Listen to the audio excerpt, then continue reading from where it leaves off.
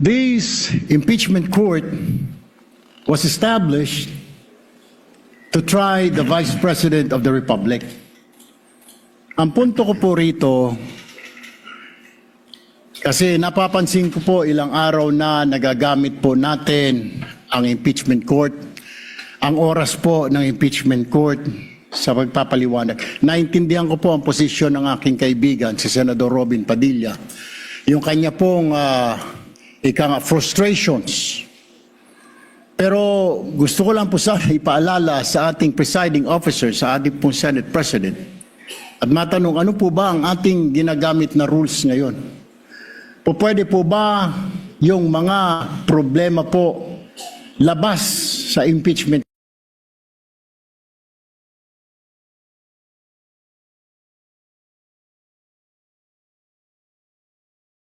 court na ito o labas sa kaso ng Vice President ay dadalhin natin dito?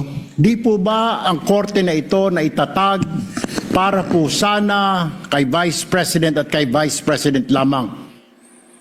Mga ebidensya, mga testimonya, mga pahayag patungkol lamang po sana sa impeachment ng Vice President.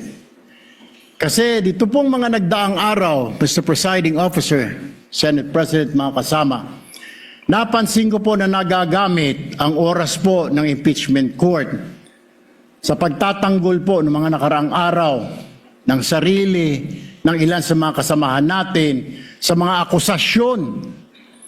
This is not the right forum and the right venue and not the right time to explain your situation.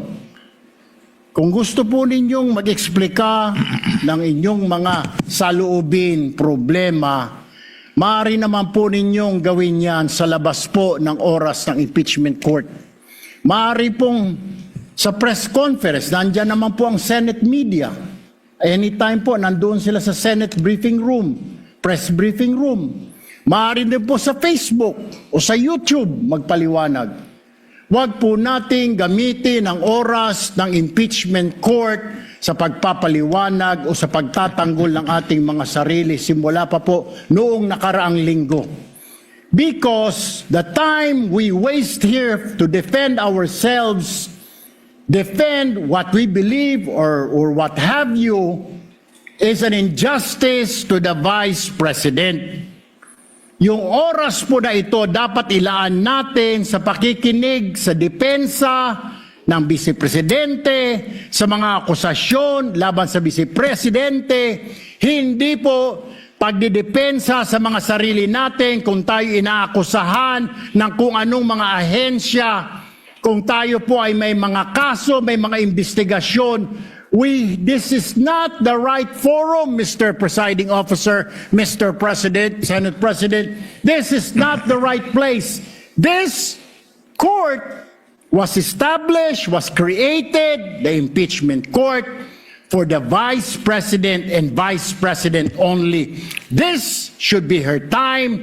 This should be her forum, not our forum here na ilabas natin ang saloobin natin, mga sagot natin sa mga akusasyon, mga kaso laban sa atin. And this is not also the time, Mr. President, Mr. Presiding Officer, na hanapin yung mga kasama nating nawawala, nakakulong, dapat po doon sa Senado natin, sa sesyon natin, and not here in this court, Mr. Presiding Officer, Mr. Senate President. Kaya pakiusap ko lamang po sana sa ating mahal na Presiding Officer and Senate President, let us follow the rules. May rules ho tayo.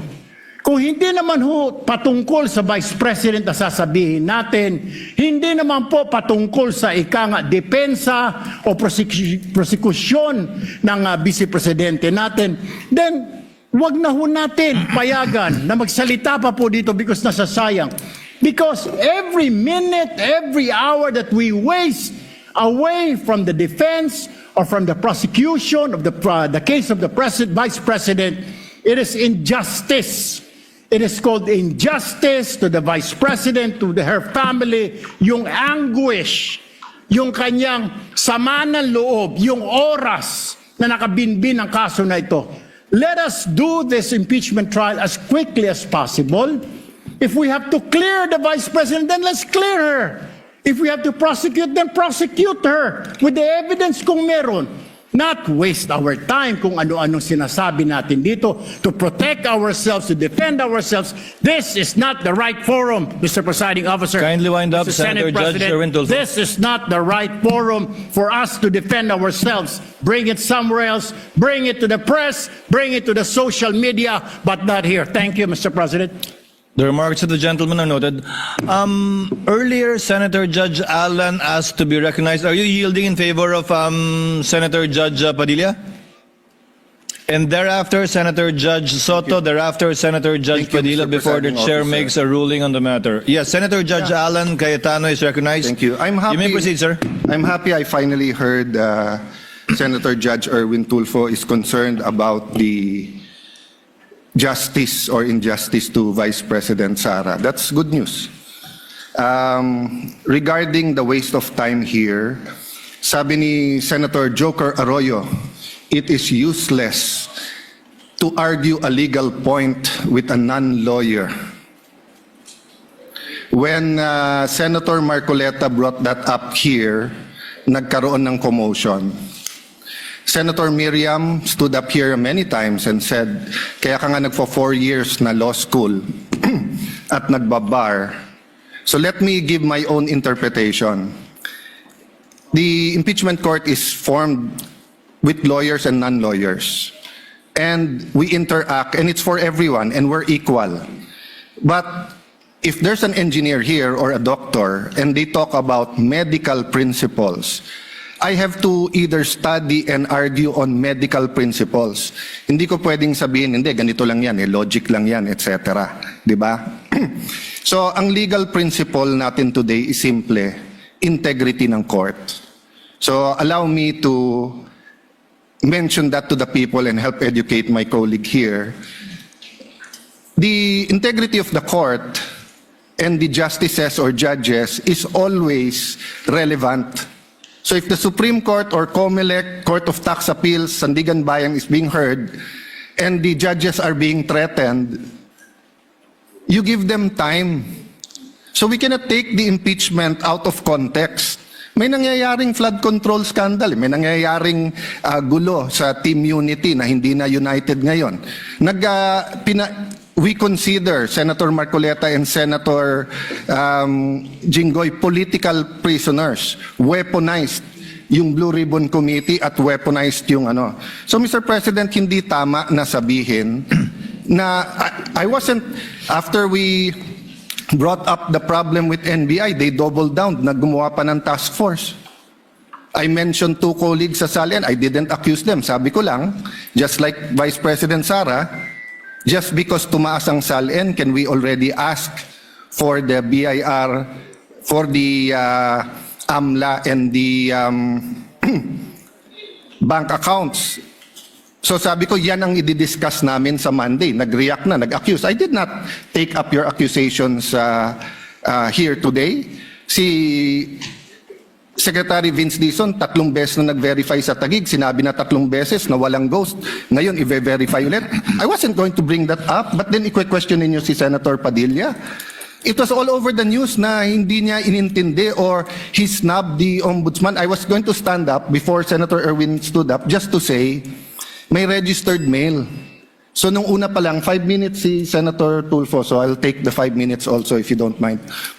The gentleman may proceed and kindly be mindful of the time. Yes, I will now. So I'm just saying, Senator Padilla just stood up to say, sumusunod siya sa batas. Tapos, kaya humaba to, dahil nga, hindi importante ata dito yung integrity ng judge. Lastly, kaya sinabi kong it's useless to argue a legal point. Ilang beses ko na narinig dito. It's our job to clear or prosecute the Vice President. Hindi po. It's our job to try and to decide. It's the prosecution's job to try to prosecute, and it's the defense job to convince us na wala. Our job is to try and to decide. And when you decide, you acquit or you convict. Why is that important? These are legal terms. Hindi pwedeng yung nanonood na law student ngayon sasabihin, trabaho pala ng judge to clear or to prosecute. Thank you, Mr. Presiding Officer, Mr. Senate President. Thank you, Senator Judge Alan Cayetano.